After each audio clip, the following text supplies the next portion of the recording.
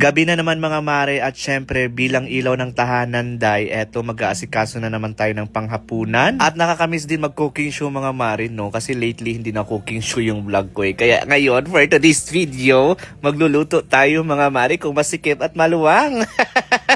Sana all talaga masikip pa no, ako kasi nito day, Diyos mio Marimar, maluwang na tayo day. Sana all.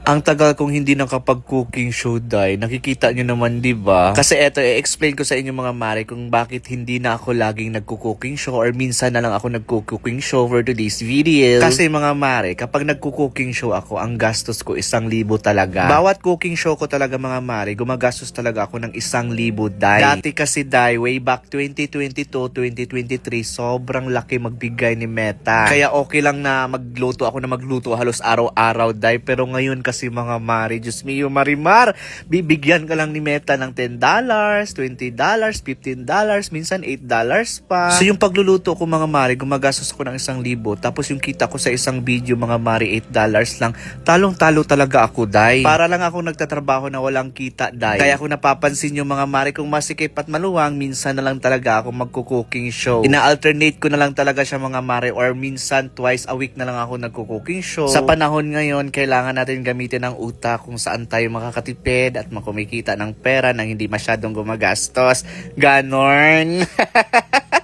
Ewan ko ba mga mare, pero habang patanda ako ng patanda, dahil habang nagkakaedad na ako, parang iba na talaga yung mindset ko mga mare ko. Parang ganun na ako sa pera, day. Ganito pala talaga, no, kapag nagkakaedad na tayo, doon mo na talaga malalaman kung ano talaga ang priority mo sa buhay, di ba? Kasi nung kabataan ko, wala akong pakialam eh. Gastos lang ako ng gastos, day, na parang walang bukas. Alam mo naman talaga, ang dami kong pera nung kabataan ko, no?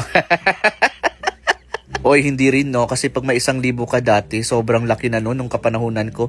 Wow, talagang sobrang tanda na yung tingin sa sarili yung kapanahunan talaga.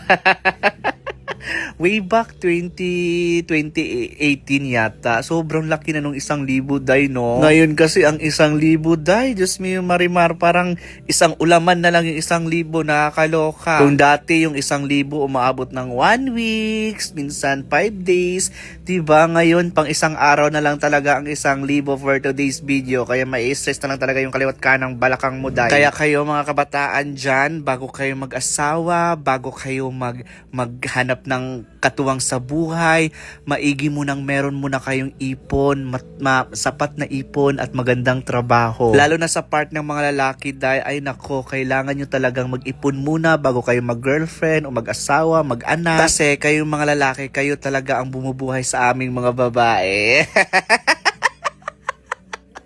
Sana all babae.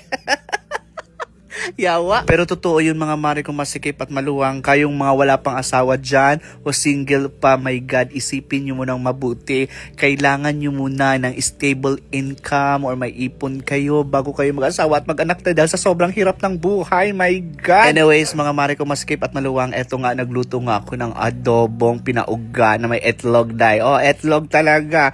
Ang dami ko ang etlog kasi tag-2 itlog kami dyan. So ilang kami dito sa bahay?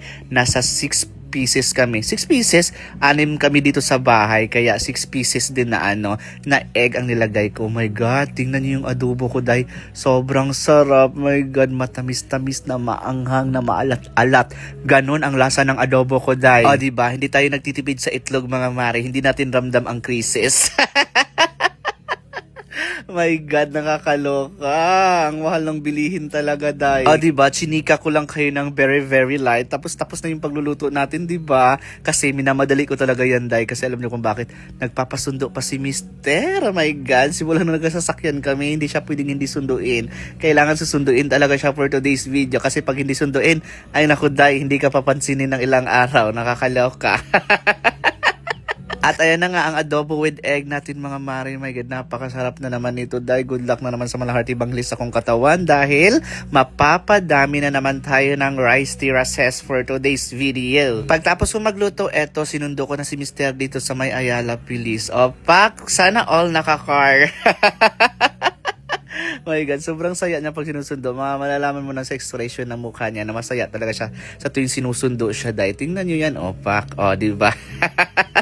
Ang social naman itong mister ko. Uy, ayaw magpasundo ng motor. Gusto sasakyan. Akala mo nang talaga, mura ang gas. Napakamahal na ang gas kaya.